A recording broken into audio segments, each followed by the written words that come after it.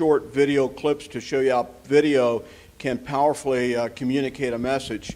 The first one is going to show some utility tunnels and some conditions at Harper Community College that the community had no idea that existed. The second one is some hallway crowding in Belvedere High School that, again, the community didn't have any idea was the conditions that existed. Again, these are very short. Oh, I'm sorry, these are some print pieces. Let me skip by those.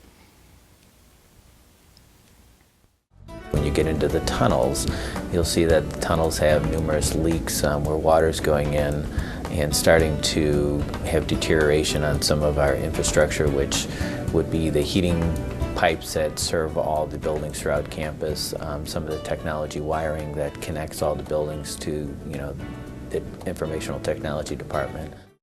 The overcrowding is especially an issue at the high school, which was built for 1,800 students and now holds more than 2,200 students who attend school on a split schedule.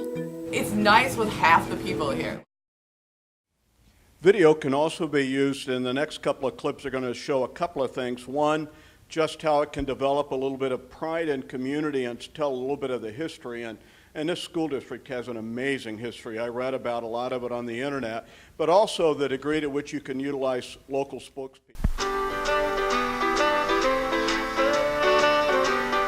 In the 1950s, Elvis was king, bins were big, computers were even bigger. And Community Unit School District 300 was building schools that would last for generations to come.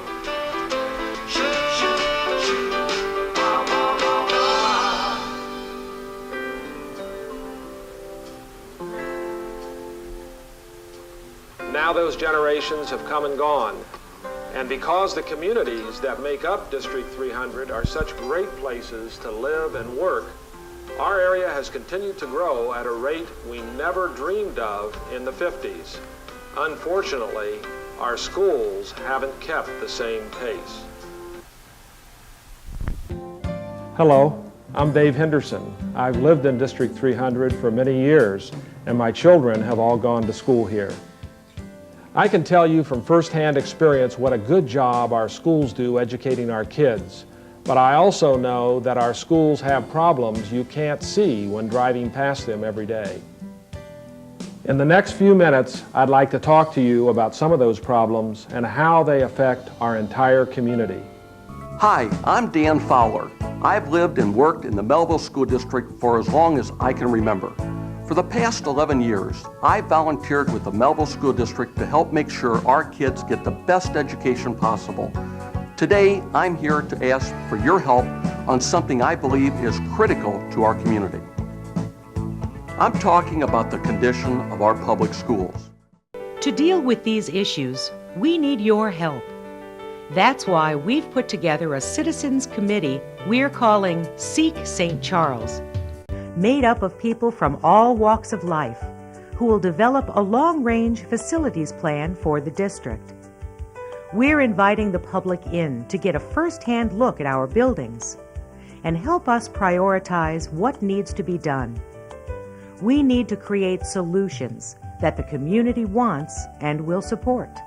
Yeah, I think it's important that the schools bring in as many opinions as possible. The school district of St. Charles, in this case, bring in as many opinions as possible, so that they can they can make sure that they're on the right track. Well, I think if you live in the community, I think it's everyone's responsibility to see that the schools are working well. And next I want to show, and the videos that you're all looking at are videos that were invited in part to have people learn about conditions in the school district and then to invite their participation in the process. And the last two videos last two clips I'm going to show you was kind of the challenge to the community to be involved in helping define solutions to the challenges that we're facing. First District 300 and then again Harper College. We owe it to our kids to make sure that we provide them with the best opportunity possible. No one can sit back and say, it's not my problem. It's all of our problem. And that's the point that I continue to tell people all the time, is that you have to become involved in being not only a problem finder, but a problem solver. We owe it to our community, We owe it to each other, and we owe it to our kids. Through PATH, we're asking for your thoughts, your guidance, and your recommendations. Together, we can protect the community's investment in Harper and make sure Harper continues to meet ever-changing educational needs and fuel economic growth throughout the Northwest suburbs.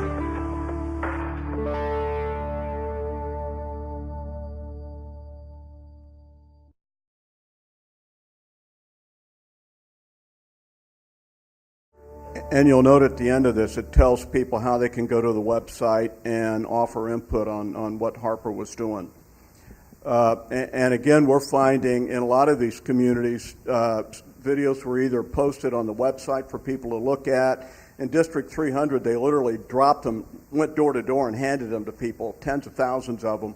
At least in my view, and again, as much as I would like for people to be able to look at print material, people tend to get information off the television, and in my view, again, it's hard to effectively communicate with a community if you don't utilize the kind of multimedia opportunities that come with doing something on a video like that. With that, I'm going to turn it back over to Kevin. He's going to say a few words, and I think we may have time for some questions and answers.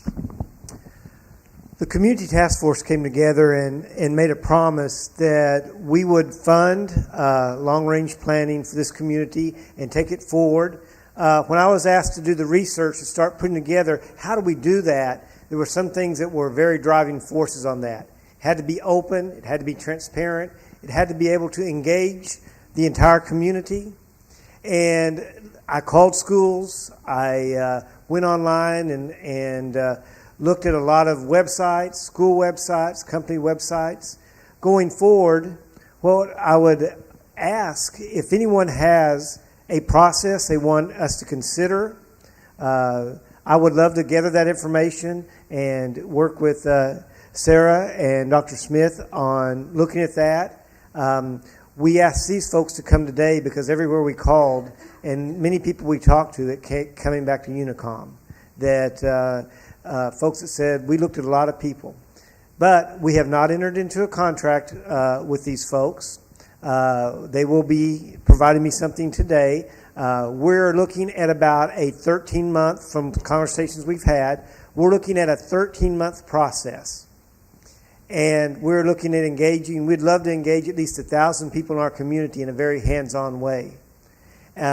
In my opinion, it can be either these folks doing it or somebody else. I have two bosses in this, and they're named Andrew and Lily Kirby in elementary school here in St. Joe. And that's what my buy-in of this is, that I can provide them the best education possible. And that's what this is all about. And want to look out there and do what's best for our kids and our future, because it's our community. And I think the gentleman would take some questions. Dan and Rod would take some questions. Question from the audience is, are we not perhaps shaping opinion or direction from the sample that we gave? Truly, this is just a sample in terms of what we're to study as part of our syllabus. That syllabus will actually be created by the community at the first meeting. That's the first exercise. What do we need to address? What questions need to be answered? What issues need to be processed as we move forward through this program? And then we build the syllabus based upon what we hear from the community at that first meeting. So I don't think that we're shaping it, but rather giving you some ideas of the kinds of things that we would study. Your syllabus might look a little different.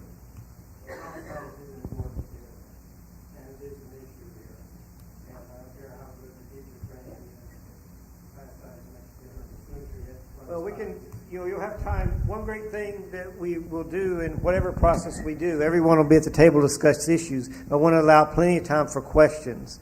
And I think Mr. Hickman? I was just going to say, we know from doing this, there are critical factors that research shows that are important to drive